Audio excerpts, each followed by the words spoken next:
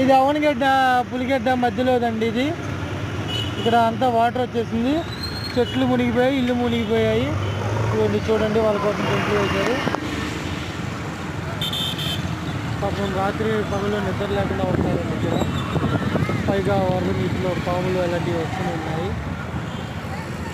చాలా ఇబ్బంది పడుతున్నారు ఇక్కడ ప్రజలు. చాలా అంటే చాలా ఇబ్బంది పడుతున్నారండి. నియర్ బై ఎవరైనా హెల్ప్ చేయాలి అనుకున్న వాళ్ళైతే నీడ్ ఉన్న వాళ్ళకి హెల్ప్ చేయండి.